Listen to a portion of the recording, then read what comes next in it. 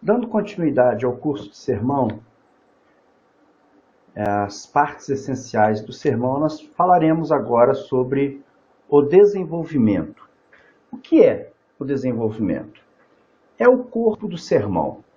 É onde desenvolvemos nossa argumentação. É aqui e agora que vamos convencer nossos ouvintes sobre o que desejamos ensinar. Geralmente fazemos isso dividindo o desenvolvimento em pequenas partes que chamamos de divisões principais e também as subdivisões.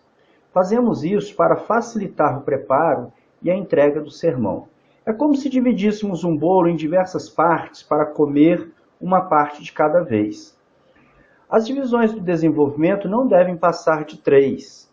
Sempre que estiverem a construir seus esboços, procurem sempre se lembrar dessa regra de 3, no máximo 3 divisões e no máximo 3 subdivisões. Como fazer o desenvolvimento? É simples. Existem alguns tipos de argumentações e, a partir delas, podemos elaborar nosso desenvolvimento.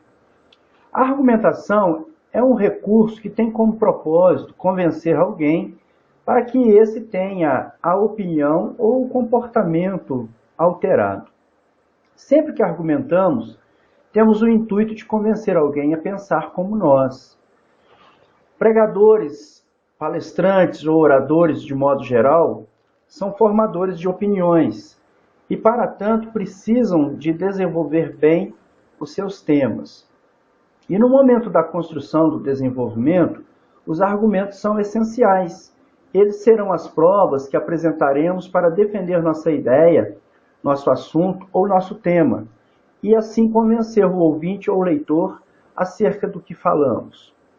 Ao tratar do assunto sobre argumentação, Anísio Dantas diz que torna-se necessário reforçar o sermão por meio de argumentos seguros e lógicos, de maneira que não deixe dúvidas na mente dos ouvintes.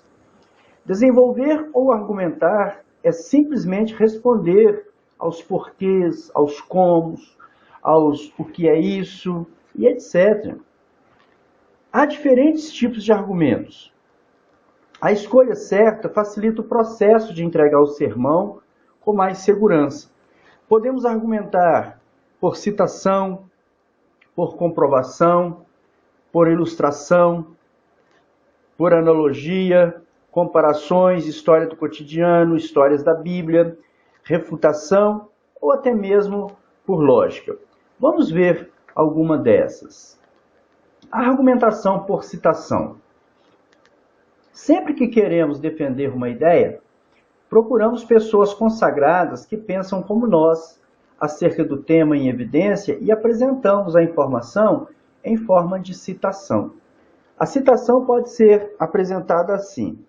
Por exemplo, tema: Homens com Espírito de Deus, liderança aprovada. Estaremos falando sobre autoridade, sobre submissão, etc. E queremos trazer um conceito ou uma definição de autoridade, por exemplo, né? Então, liderança aprovada é aquela que sabe ser submissa às autoridades constituídas por Deus. O tópico seria o que é autoridade. Então, nós vamos argumentar. Segundo Augusto Cury, psiquiatra, psicoterapeuta e escritor cristão, a autoridade é a habilidade de levar as pessoas a fazerem de boa vontade o que você quer por causa de sua influência pessoal. Então veja que nós citamos um autor que escreve também para o público cristão, né? É um homem de renome e, portanto, quando nós trazemos uma definição dada por ele, isso traz um pouco mais de autoridade do que se eu falar simplesmente o que é autoridade com as minhas próprias palavras. Um outro exemplo. Segundo Jesus Cristo, autoridade é serviço. Jesus diz assim: bem sabeis que os governadores dos gentios exercem autoridade sobre eles. Não será assim entre vós. Pelo contrário, todo aquele que entre vós quiser tornar-se grande, seja vosso servo. Tal como o Filho do Homem não veio para ser servido, mas para servir Mateus capítulo 20, versículos 25 a 28. Então você vê que nós usamos aqui para definir, para demonstrar o que é autoridade, nós fizemos citações. Fiz aqui duas citações, uma citando Mateus e outra, citando Mateus na pessoa de Jesus Cristo, e outra citando um autor cristão, porém ele não é um autor, das Escrituras, né? Agora aqui eu já citei um autor das Escrituras, que no caso é Mateus, que ali então as palavras de Jesus Cristo. Então a argumentação por citação, ela vai se dando dessa maneira. Só que o trecho citado ele deve estar de acordo com as ideias do texto. Assim, tal estratégia poderá funcionar bem. Eu gosto muito de usar esse tipo de argumentação em meus sermões. A argumentação por comprovação. A sustentação da argumentação se dará a partir das informações apresentadas. Por exemplo, dados, estatísticas, percentuais. Esses dados têm que acompanhar a informação. Esse recurso é explorado quando o objetivo é dar maior autoridade ao assunto apresentado. Ele é muito parecido com a citação, porém aqui nós estamos trazendo realmente dados, nós estamos fornecendo algo que traga convencimento, né? que não reste dúvida nenhuma sobre o que nós queremos informar. Então, vamos aqui a um exemplo. Por exemplo, tema missões, comissão dos 70, Lucas 10. Suponhamos que nós tivéssemos um tópico aqui, no tópico seria baseado em Lucas 10, 3, por exemplo. Ide, eis que vos envio como cordeiro para o meio de lobos. Então nós teríamos aqui nós traríamos aqui então um argumento por comprovação. Servir Jesus requer renunciar à vida. Então agora eu tenho que provar isso que eu estou dizendo. Podemos ser perseguidos, torturados, devorados pelos lobos. Os cristãos do primeiro século foram perseguidos, torturados, jogados aos leões, e para ser honesto, isso não mudou. Eu estou agora contextualizando. Cristãos continuam sendo perseguidos nos dias de hoje, é o que encontramos nos noticiários. Recentemente encontrei essa manchete na internet. Cristãos iranianos condenados a 80 chibatadas por celebrarem a Santa Ceia do Senhor. Segundo informações do Daily Mail, os 4 cristãos foram presos em uma igreja doméstica em 2012, durante uma atividade de repressão por parte do governo Irã contra igrejas clandestinas. O relato da prisão e condenação só foi divulgado à imprensa mundial agora, depois que a sentença foi divulgada no dia 10 de outubro. Essa notícia, essa informação veio do Notícias Gospel Mais, que se encontra na internet. Então, os lobos tentarão de todo modo nos impedir de viver nossa fé em Cristo. Veja que essa argumentação foi por comprovação. Quando eu disse que servir a Jesus requer renunciar à vida, significa que nós cristãos precisamos estar prontos, porque nós fomos enviados para o meio de lobos e podemos sofrer realmente represálias, ataques, né? E para isso, para me servir de um argumento que vai fortalecer essa minha fala, né, essa minha afirmativa, eu busquei, então, uma informação de algo que está acontecendo nos nossos dias, né? Da mesma forma que no passado ocorria a perseguição, nos dias de hoje ocorre. E eu preciso de um dado seguro, eu preciso de uma informação que qualquer pessoa possa comprovar isso, né? Então, se alguém for à internet e buscar por essa notícia, ele vai comprovar o que eu estou dizendo, correto? Então, nesse tipo de argumentação, o autor ou o pastor, a pessoa que está escrevendo, fazendo desenvolvimento, precisa de dados que comprove o seu tema ou a sua afirmativa. É importante sempre citar a fonte ou a origem da informação. Tanto na citação quanto na comprovação, é muito importante isso. Muitos pastores ou muitas pessoas às vezes escrevem, cometem um erro muito grande. Porque às vezes leem livros ou ouve algum noticiário e passa a informação para frente sem dar o crédito devido à pessoa ou à mídia que transmitiu. Então, para que a nossa informação seja precisa, para que as pessoas possam ter mais confiança, é importante a gente citar, então, as fontes, citar os autores, né, de onde a gente está tirando aquele pensamento ou aquela informação. Isso dá uma boa credibilidade e isso traz muita autoridade para o que nós estamos falando. O outro tipo de argumentação é por refutação. Refutar é contestar. É demonstrar que a afirmação feita pelo opositor é falsa.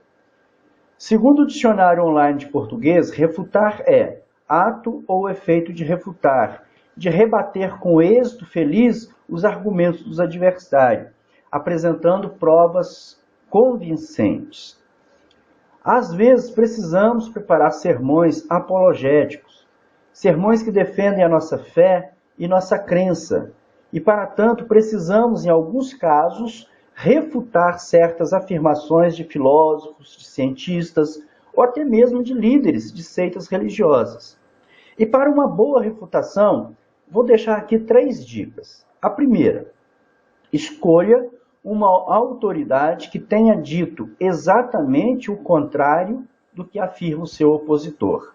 Segundo, cite outros exemplos semelhantes que provem o contrário dos argumentos do seu opositor. E terceiro, demonstre que a citação do opositor foi deturpada. Um excelente exemplo de argumentação por refutação que eu trago é o diálogo de Jesus Cristo com o tentador ao final dos 40 dias de jejum do nosso Mestre. Essa passagem encontra-se em Mateus capítulo 4, dos versos 1 ao 10. Então vamos lá. Tentação de Cristo. Então, foi conduzido Jesus pelo Espírito ao deserto para ser tentado pelo diabo. E tendo jejuado 40 dias e 40 noites, depois teve fome. E chegando-se a ele o tentador disse: Se tu és o Filho de Deus, manda que estas pedras se tornem pães. Aí Jesus agora vai refutar. Ele, porém, respondendo, disse: Está escrito, nem só de pão viverá o homem, mas de toda palavra que sai da boca de Deus. Então o diabo o transportou à cidade santa e colocou-o sobre o pináculo do templo e disse-lhe: Se tu és o Filho de Deus, lança-te de aqui abaixo, porque está escrito que aos seus anjos dará ordens a teu respeito e tomar-te-ão nas mãos, para que nunca estropeces em alguma pedra. Aí Jesus vai refutar mais uma vez. Disse-lhe Jesus: Também está escrito, não tentarás o Senhor teu Deus. Novamente o transportou o diabo a um monte muito alto e mostrou-lhe todos os reinos do mundo e a glória deles. E disse-lhe: Tudo isto te darei, se prostrados me adorares. Jesus mais uma vez vai refutar. Então disse-lhe Jesus: Vai-te, Satanás, porque está escrito: Ao Senhor teu Deus adorarás e só a ele servirás. Então aqui nós temos um belíssimo exemplo de refutação feita nesse diálogo entre Jesus e o tentador. Eu trago um segundo exemplo com o tema criacionismo ou evolucionismo. Nós poderíamos aqui, se estivéssemos desenvolvendo um sermão, colocar uma divisão com uma afirmação: a criação do homem segundo a ciência. Aí vamos então argumentar e ao mesmo tempo refutar, né? Nós vamos aqui argumentar usando desse tipo de de argumentação, que é a refutação. Do ponto de vista da ciência, o homem é um mamífero e começou a existir na monera e terminou no primata. Para a ciência, não há dúvidas, o homem tem seus ancestrais nos macacos. Valem-se de documentários fósseis para dar crédito a essa teoria. Segundo Amades e Marte, os achados fósseis indicam que há cerca de 5 milhões de anos, os hominídeos, conhecidos como Australopithecus, se colocaram de pé. E foi através destes que há mais ou menos 3 milhões de anos surgiu o chamado Homo habilis. E a partir deste surge o Homo erectus. Há cerca de 120 mil anos entra em cena o Homo sapiens sapiens. Tudo indica que isto ocorreu em algum ponto do continente africano, confirmando este continente como o berço da espécie humana. E assim se multiplicou rapidamente pelas mais diversas regiões do planeta. Contudo, há aqueles que renegam, então agora nós vamos refutar. Contudo, há aqueles que renegam estes argumentos científicos e os seus críticos não se encontram somente no meio cristão. Desde o aparecimento da teoria darwinista, ela suscitou objeções que a ciência tem confirmado, conforme diz alguns cientistas. Em 1871, o senhor George Mivart levantou argumentos que continuam de pé contra o evolucionismo darwinista. O que caberia alegar contra o darwinismo? Poderia ser resumido da seguinte forma, que a seleção natural é incapaz de explicar os estágios incipientes das estruturas úteis, que não se harmoniza com a coexistência de estruturas muito semelhantes de origem diferentes. Que há fundamentos para pensar que diferenças específicas podem ser desenvolvidas súbitas e não gradualmente. Que ainda é sustentável a opinião de que as espécies têm limites definidos, embora muito diferentes para sua variabilidade. Que certas formas transicionais fósseis estão ausentes, quando se poderia esperar que estivessem presentes. Que há numerosos fenômenos notáveis em formas orgânicas sobre as quais a seleção natural pouco temos a dizer. Apud Berry Opt, citado, página 39. Outro cientista do Departamento da Ecologia e Evolução da Universidade de Chicago sentencia, que é Jerry Coyne. Concluímos inesperadamente que há poucas provas que sustentem a teoria neodarwinista. Seus alicerces são fracos, assim como as evidências experimentais que a apoiam. Outro geneticista, John Endler, da Universidade da Califórnia, afirmou: embora se saiba muita coisa sobre mutação, ela ainda é, na maior parte, uma caixa preta no que diz respeito à evolução. Funções bioquímicas novas parecem ser raras na evolução e a base de sua origem é virtualmente desconhecida. Assim, nós apresentamos aqui, nesses dois exemplos, um ali de Mateus 4:10, 4:1 ao 10, e agora nesse posicionamento aqui da evolução, dois argumentos por refutação. Nós fizemos dois exemplos de argumento de refutação. O próximo tipo de argumento que eu trago é o por raciocínio lógico. A argumentação por raciocínio lógico, ela tem tanto a priori quanto a posteriori. Eu vou tratar aqui apenas do a priori, mas se vocês tiverem um pouco mais de interesse, procurem também conhecer o raciocínio lógico a posteriori.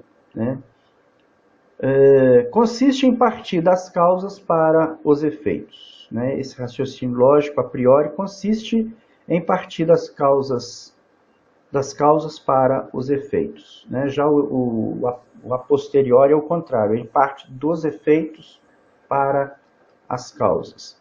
A criação de relações de causa e efeito é um recurso utilizado para demonstrar que uma conclusão, afirmação no texto, é necessária e não fruto de uma interpretação pessoal que pode ser contestada. Para a construção de um bom texto argumentativo, se faz necessário o conhecimento sobre a questão proposta, fundamentação para serem realizadas com sucesso. Vamos a alguns exemplos. O salário do pecado é a morte. Causa, pecado. Qual que é o efeito? Morte. Tudo que o homem plantar, isso colherá. Causa, plantação de determinada semente. Efeito, colheita de um determinado fruto, né? Alguma coisa ele vai colher. Então, esse é o modelo, né? Uma maneira de raciocinar através de causa e efeito. Quando você quer trabalhar dessa maneira, você primeiro mostra a causa e logo em seguida o efeito que aquilo pode promover. A argumentação por analogia. Analogia é a força que atua transformando uma coisa para pôr de acordo com outra, com a qual tem alguma relação real ou suposta, diz A.B. de Holanda, citado por Anísio Dantas. Alguns exemplos. Na realidade, a analogia ela é quase que uma comparação, né? A gente faz uma espécie de comparação entre uma coisa com outra, sem que esse objeto que nós tomamos como comparação, ele não expressa a realidade do que nós queremos, né, demonstrar, mas traz uma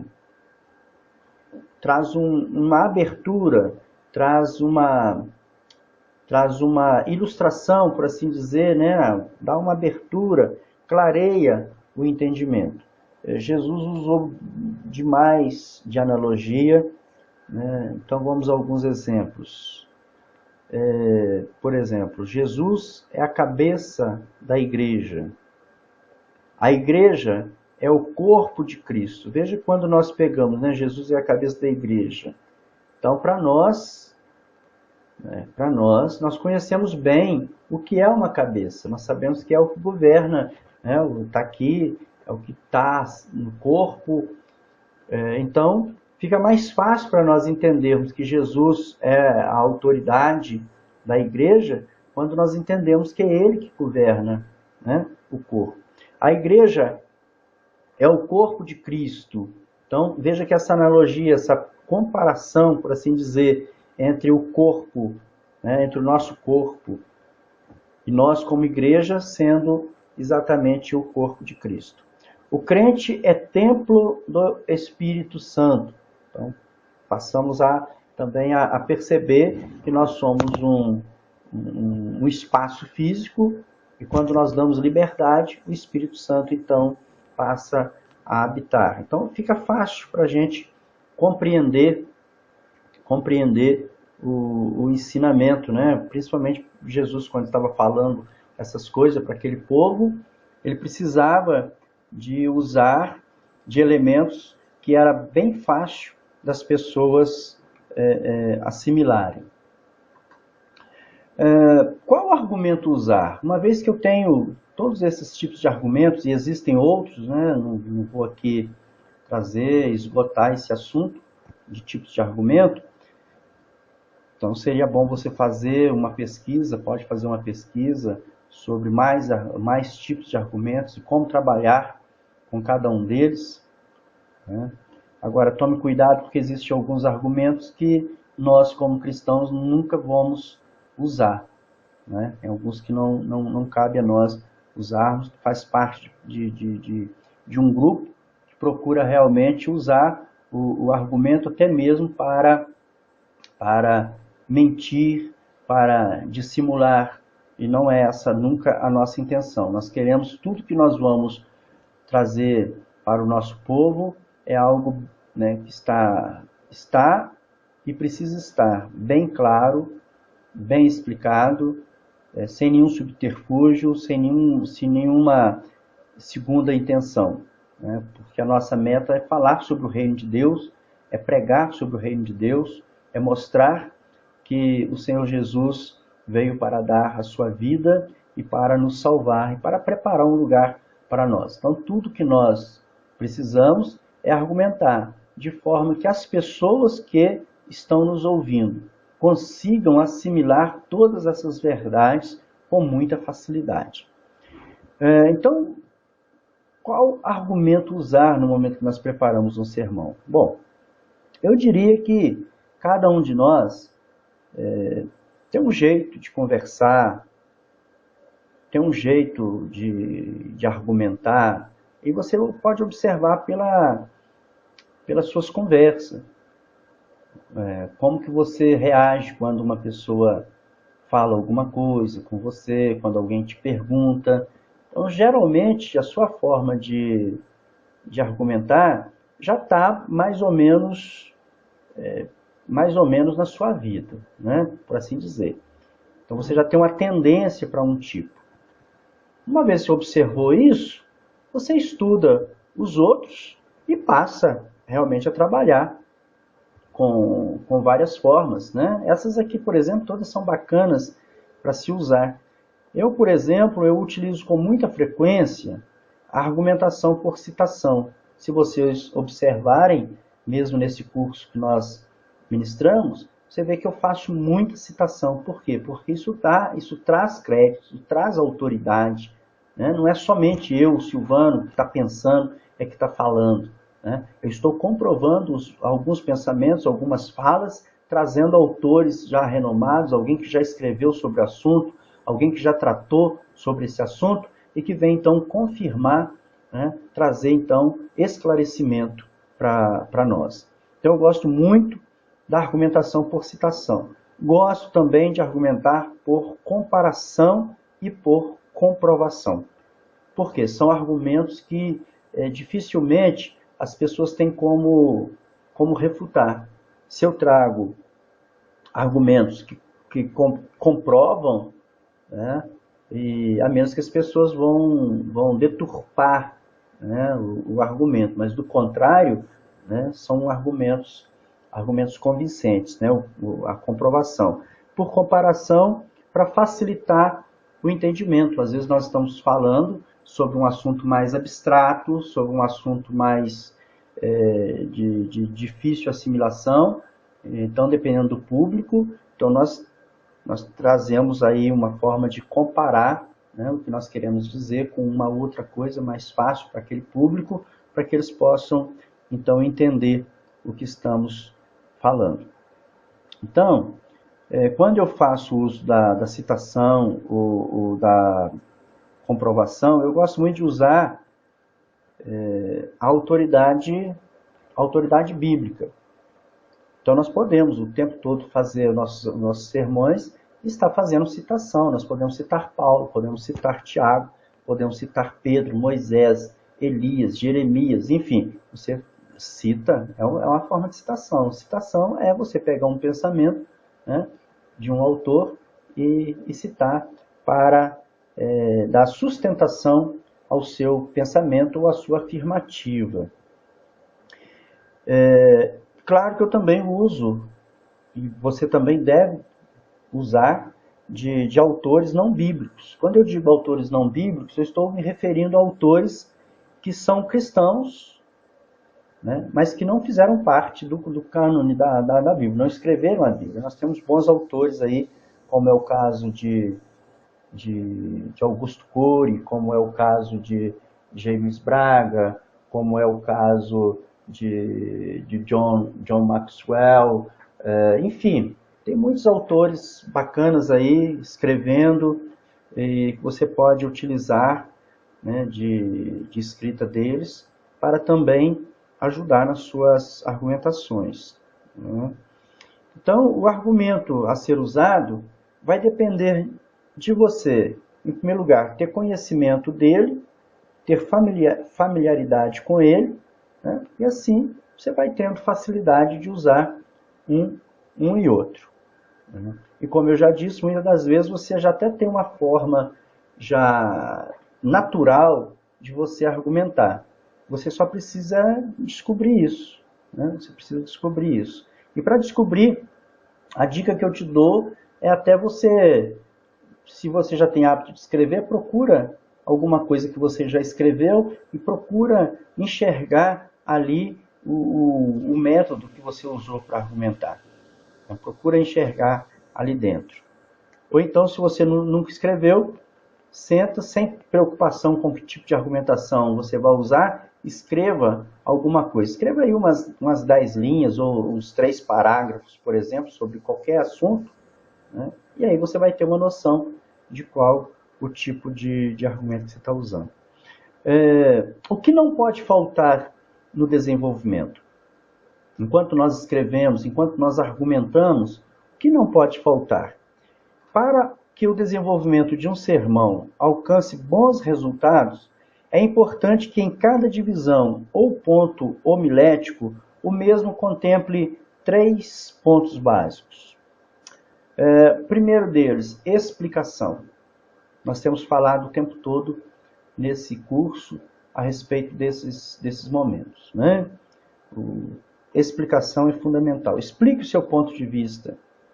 Explique a sua afirmação teológica, a sua divisão, o seu pensamento, o versículo da Escritura. Use e abuse da clareza e de palavras simples, mas sempre em frases curtas. Procure usar frases curtas. Explique, explique, explique. O outro ponto importante, enquanto desenvolvemos o nosso sermão, nossa argumentação, é ilustração. Por quê? Porque a ilustração facilita o entendimento ao ouvinte, ilustrando o que está sendo explicado. Então, facilite o entendimento ao ouvinte, ilustrando o que está explicando. Seja através de uma comparação, ou de uma analogia, ou de uma história. Procure conectar seu ouvinte com o seu sermão, de forma que ele compreenda bem o que você está falando, sem que ele precise fazer esforço mental enquanto te ouve. Faça como Jesus fez enquanto ensinava sobre o reino de Deus.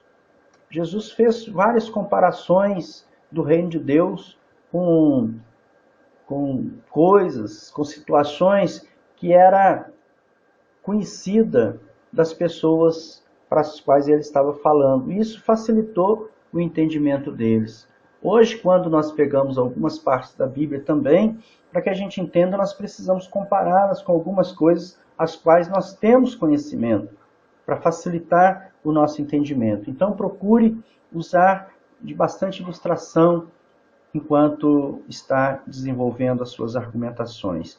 E ainda o terceiro elemento, que é a aplicação. Aplicar aqui assume duas vertentes. A primeira, de contextualizar. Nós precisamos contextualizar o texto da mensagem, trazendo sempre para hoje o que aconteceu há milhares de anos. A segunda vertente é mostrar aos ouvintes que o que está sendo pregado é para eles aplicarem em suas vidas. Portanto, é necessário levar o ouvinte a reagir positivamente ao ponto de desejar seguir as orientações apresentadas no sermão. Na aplicação da mensagem, reside a arte de persuadir o ouvinte a aceitar em suas vidas os elementos salutares que lhes são oferecidos, assim diz Anísio Batista Dantas. Então, até sobre essa questão de aplicação, nós veremos mais um pouquinho sobre isso quando nós estivermos falando do próximo elemento, que é a conclusão.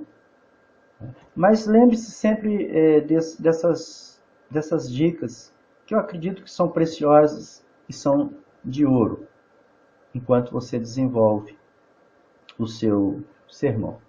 Para concluir, eu posso dizer que desenvolvimento é o momento em que vamos explicar o tema, assunto ou versículo da Bíblia ao qual nos propusemos a pregar. Espero que tenha sido de fácil entendimento esse ponto. E se restar alguma dúvida, por favor, postem suas dúvidas e nós teremos o máximo prazer em respondê-las. Nosso próximo ponto será conclusão.